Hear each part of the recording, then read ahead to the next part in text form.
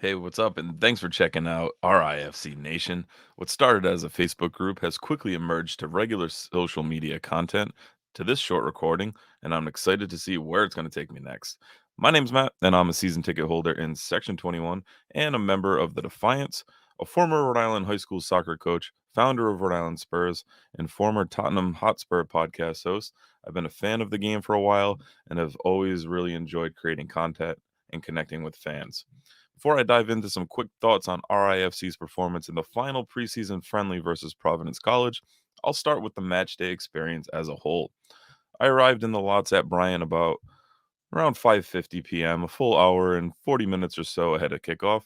I found the parking lot staff were extremely friendly. Guy asked me to move my car and back into a spot that had a van behind it so they could just kind of keep filling. I did it. He thanked me probably 100 times for it. I was attending this one with my 5-year-old son. We set up our tailgate with our table, chairs, and McDonald's for our tailgating cuisine. His choice, not mine. Um, but a minute or so after we got things set up, fellow Rhode Islander and keeper Nate Silveria pulled up next to us, hopped out of his car, said, "Hey guys," took a picture of my son and I, and that alone could have made the night for my little guy.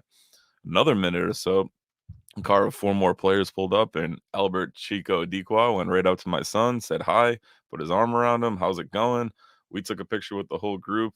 And overall, this was just a really cool experience. Had my 6-year-old buzzing over an hour before we were going to enter the gates. As we continued to tailgate, we set up our speaker. My tailgate table has built-in checkers, so we were playing a rousing game of checkers, and we saw none other than J.J. Williams strolling through the lot, walking between cars. He came up to us and said, "So this is where the party's at. What's up, guys?"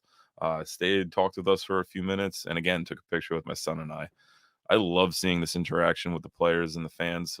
This might be something that some see as a very minor detail, but it was definitely appreciated by myself and son alike, and got us both off to a really cool start. And we were both really interested in how the night would go. So just a really good start to the evening, and got us both excited. Um, Before we headed in, we walked around a lot a little bit, including a stop at the Defiance tent. We said hi and met some people, got some much needed hand warmers for the evening. And my son was a bit intimidated by the drums, but more on that later. So he didn't join the march and instead decided to head in a bit early and check things out around the stadium, give it a couple laps, and see what was going on inside. Overall, I think the stadium at Bryant will provide an awesome atmosphere this season. It's a really good layout, and the sound coming from the supporters section with the cheering, the singing, the chanting, the drums, just echoes off that front glass of the training center, and it amplifies everything and creates a pretty loud and pretty electric atmosphere. So when the stadium's at full capacity, I think that's going to play out and really create that atmosphere and really give home field advantage. One thing the club will need to address, however, is clearly labeling sections, rows, and seats. If not, the opener and other sellouts will get a bit dicey, as even the staff around the stadium did not know which sections were which. And you could imagine at a sellout capacity crowd, this could turn into a bit of an issue. Sitting across from the main stand, I'd also like to see some restrooms on our side, even if they're just porta potties. There were some located at the gate, and luckily enough, the staff let us go and re enter. But there's plenty of space to put them on the side of the stands in the corner near the training center. They actually did this for high school football games that were played at Bryant this season. Smithfield High School played the Rhode Island Scholastic League football games at Bryant last season as their new field was still under construction. I teach at Davies in Lincoln and went to watch the Davies versus Smithfield game, living right down the road myself. And that was the same side where my season tickets are was the away side for the football games, and there were porta potties right around that corner. Didn't have to go outside and come back in. Easily accessible, an easy fix. I just don't want to have to get up and have to walk all the way around and misplay because myself or having a 6-year-old son who frequents the bathroom. I don't want to misplay because we have to walk all the way around to the other side of the stadium to use the bathroom. So a quick porta potty toss up in that area would be good, and I think it would do wonders for the fans.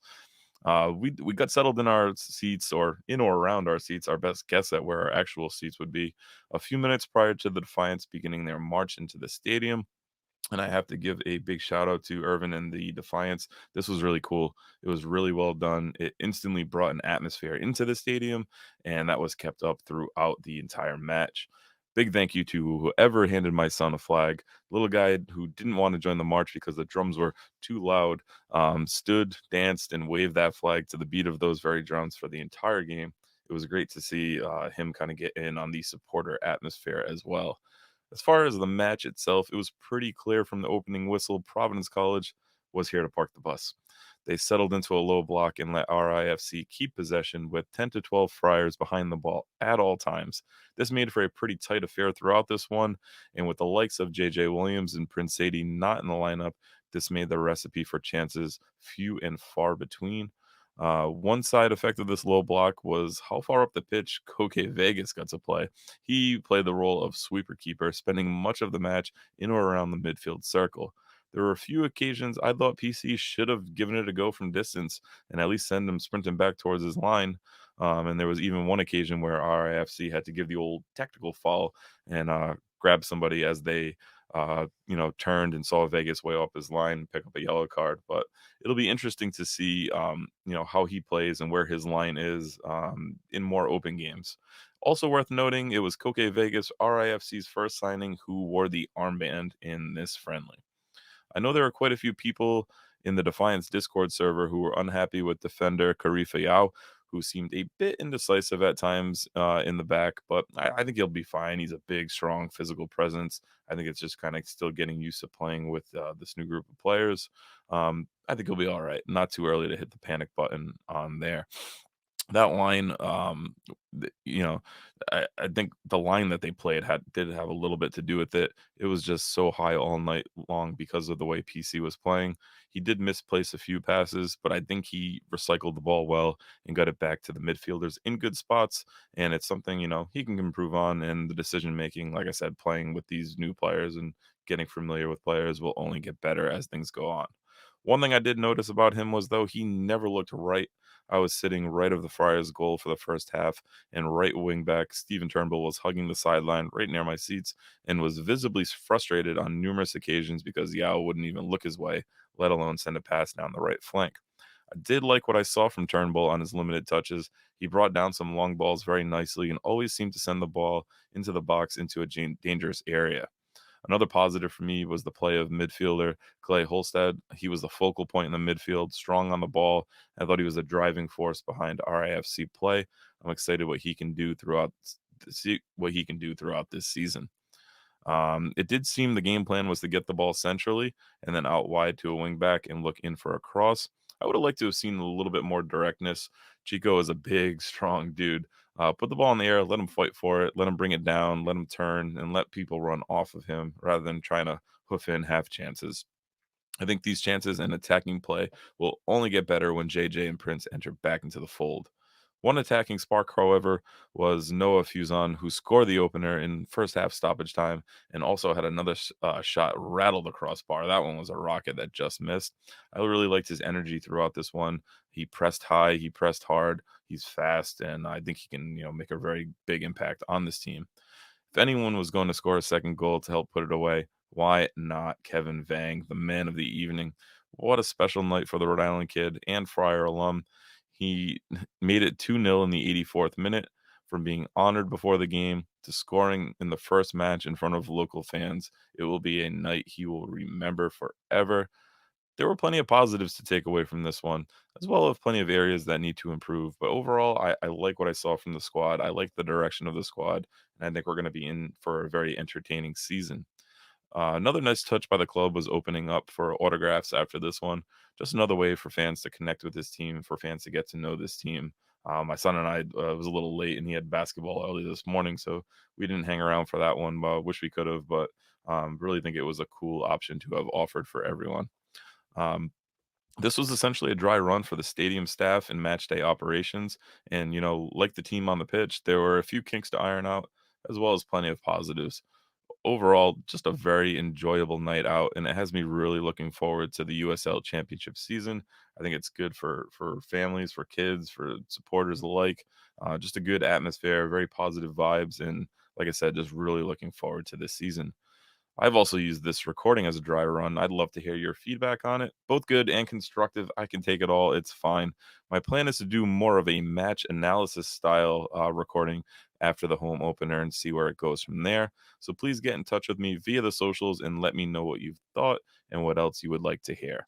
RIFC Nation is on Facebook, Twitter, and Instagram, and our main hub is the Facebook group where it all started. Come join there. I know the Defiance wanted to be the ultra supporter group, and I kind of started RIFC Nation to kind of bridge the gap and get the everyday match going fans, a spot as well where people get intimidated when they hear supporter group. But hopefully you can share out all of the links with your friends, invite people to the group, and it can just kind of be a hub for fans to talk about matches, exchange tickets, and whatever else is needed. Just a good spot for RIFC information. Like I said, trying to do some regular content as well as these regular recordings, and we'll see where it goes from there. Click the link in this episode's description, and you'll be able to access all of the accounts, give them a follow, and join that Facebook group. I do try to do things a little bit differently on each social media account. So if you click follow on one, don't just stop there. Go hit follow on all of them, and it'll be a little bit different, like I said, on each one. So uh, thanks for tuning in. That's gonna wrap this one up. I'll be your host, Matt. It was nice meeting you. Hopefully, you come back to RIFC Nation. I'll see you next time. Up the tide.